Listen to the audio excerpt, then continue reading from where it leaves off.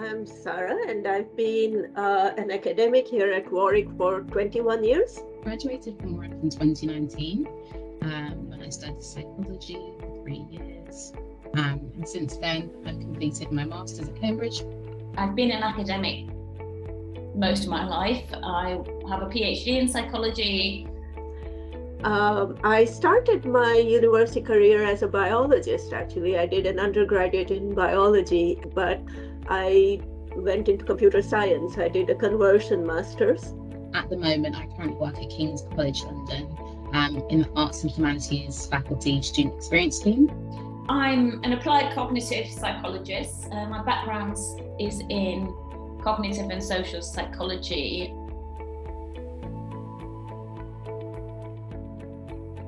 We did have a programming module the language was basic at the time, and I loved it. But I knew that I liked biology as a discipline very much, but at the time I didn't like the experimental part very much. So I wanted some way that I could still do research, but not have to pick up mice and inject them and things like that. Of course, now there's more models, there's much more in vitro work, but at that time, I think there was a lot of animal experimentation. As I had liked the programming, I thought, In psychology, there are so many different avenues you can explore. Up until I was applying for jobs, I'd say my career options were kind of pretty broad. So I was quite open to kind of any roles really that would help me to be able to kind of support students and young people. But then when I started looking specifically at roles in higher education, it was quite interesting roles that might allow me to also have that kind of research element as well. So kind of the area of like widening participation, outreach and access, or like wellbeing and advice roles. Because whilst those roles are quite student facing, there's also an aspect of kind of what is the data in terms of how well we are reaching or supporting students, and what does this mean for the interventions we put in place.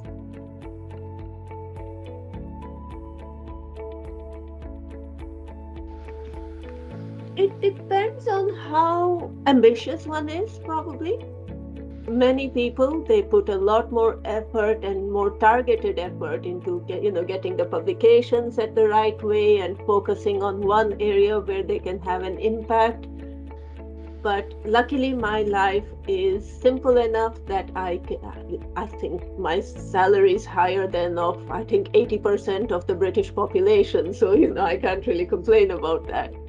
I think there's increasingly people questioning the postgraduate research route, and that is because what happens is you do your BSc, then you do your master's and PhD, and then you look for a postdoctoral research position, but the contracts are always 1 year, 2 year, 3 years. So to begin with, at the start of your career, you're on short-term contracts. You're constantly having to look for more funding, and I know that can be a problem.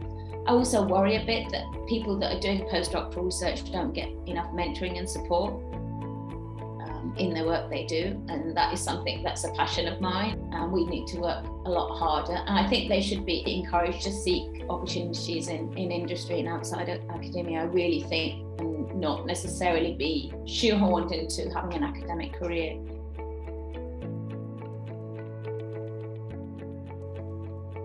So my current role, I feel like there's a lot of flexibility in terms of kind of what supporting students looks like. And I think I wouldn't have kind of had this idea to work on this project if I hadn't had previous experience kind of doing research myself or being part of research projects. So I've also kind of worked as a research assistant on different things whilst I was at my master's in Cambridge. And so I've kind of seen it from kind of doing my own research to being a research assistant and now kind of leading on a project. Specifically, what's going to be really helpful is gain that qualitative data. So yeah, I think it's definitely been a helpful skill and was something that I was able to kind of put on my CV and really outline. And equally, I think it was something that was probably quite different to a lot of candidates who were kind of going for the kinds of roles that I have, especially when you're working at university or any kind of institution really. Data is important. Data allows you to understand to what extent are the things you're doing actually having impact, and that's what research allows you to do. Well, I mean, industries, biotechnology is the big rush area. I mean, if I wanted to, I'm sure I could go to a pharmaceutical company and earn a lot more, and there's a lot of jobs in that.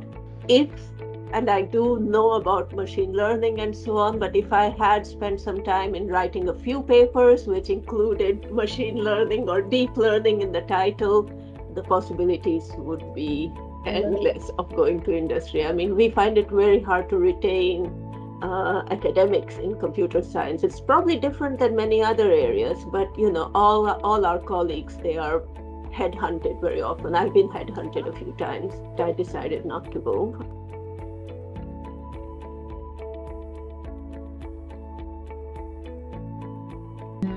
I think the main piece of advice I would say is research and development isn't just one thing. There are so many different ways that you can, and so many different roles that maybe if you don't want to kind of just pursue the purely academic route and you want to be in a role that allows you to use research in your day-to-day, there are so many options. So I think, don't put research and development in a box. It can be whatever you want it to be, and it's just about kind of following your passions, honestly. Don't be shy, but take the opportunities which come. And I think, as I mentioned, the imposter syndrome word, because I think that's quite important, and especially female students find that a lot. If you're in a seminar and you have a question, ask it.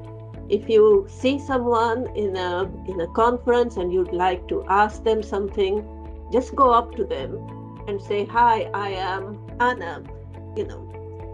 Can you tell me this?"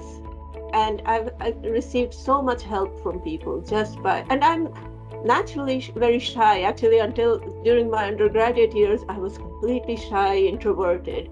But somehow I got over that, and that's been the best thing. Just in conferences, find someone else who looks lonely, go up to them and say, "Hi, I am Anna from Warwick. Who are you?" And that's.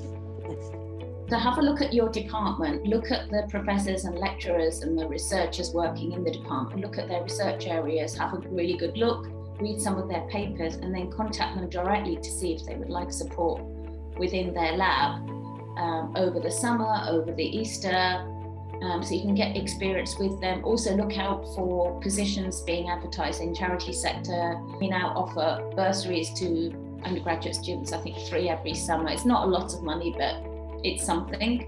It's nice to be able for us to pay students for working over the summer, and I think there's an acceptance that is the way to go. So I do encourage students who are interested to find out and maybe try and work with a different professor each year or something, so that you get to sample different groups.